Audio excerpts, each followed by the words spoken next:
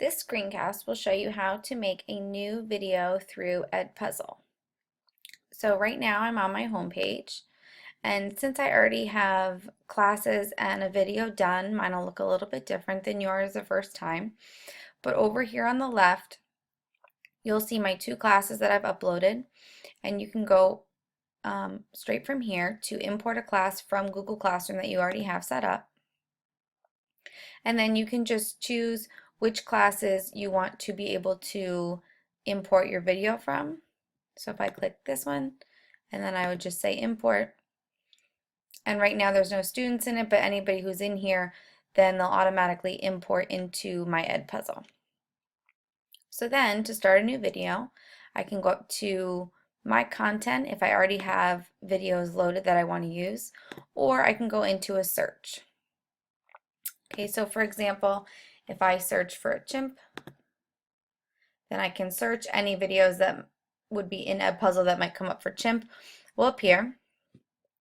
Okay, for example, if I want to use this one, if I hover over it, this play button will allow me to preview it before I choose it.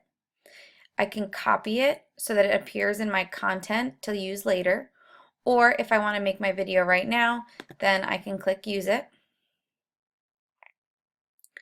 From here, there's two different parts that are important to making your video. The first is this top toolbar.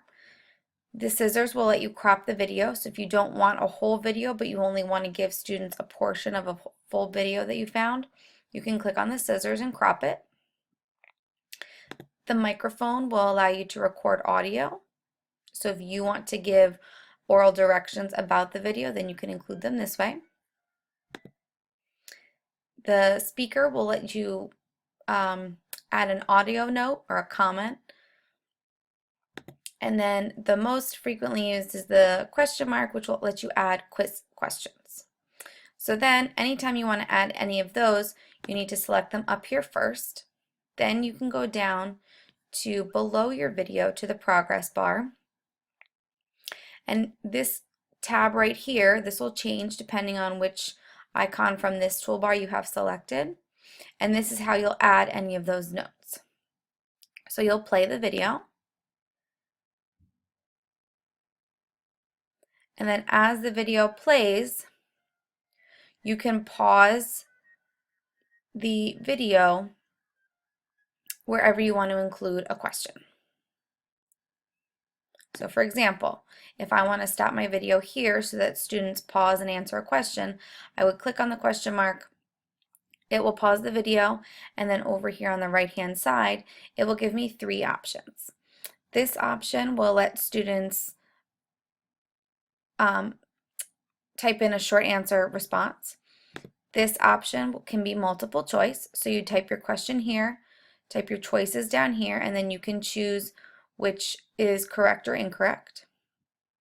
And that part is helpful for when you see your results afterwards so that you know which students got questions correct or incorrect. And then this speech bubble is just if you want to leave a comment. So this isn't so much as a question for them, but if you want to pause the video to give them something to think about, then you can just type a comment here so that they know to think about it, but there's nothing for them to respond to. And then after you type them, so for example,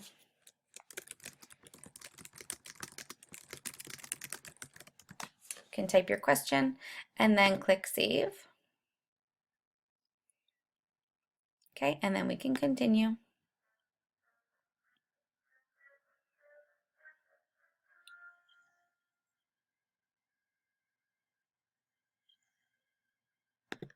Pause, and then you can type a new question. So maybe I'll do multiple choice.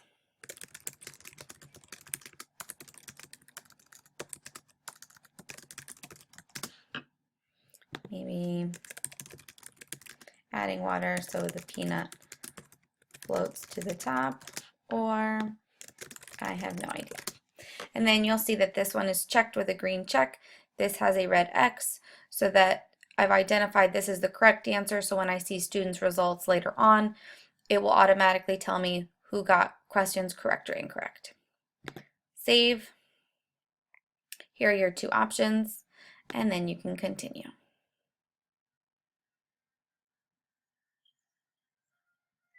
Okay, and then it would play through. Normally you'd let the whole thing go. but just for the example, I'm going to stop it, click Save.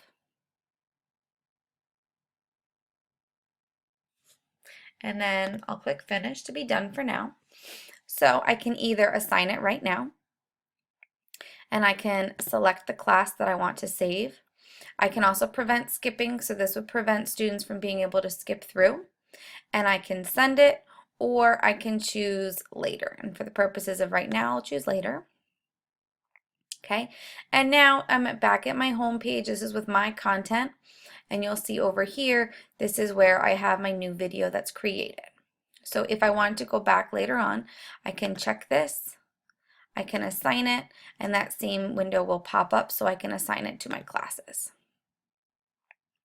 From here, once students take it, again, my chimp video isn't there yet, but once students take it, then you'll be able to see each video that you assigned, how many have completed it, and this progress button over here will give you results. And those results will take you to each question result by student and overall for the class. So again, you have your classes imported over here. You have your content. You can also create your video here. You can go to your search bar, search for particular videos, or upload a video over here. All of your videos will be housed in my content, and then once you assign, they will be stored in my classes for you to go back to. And this was a screencast showing how to create new videos and find content within an EDpuzzle account.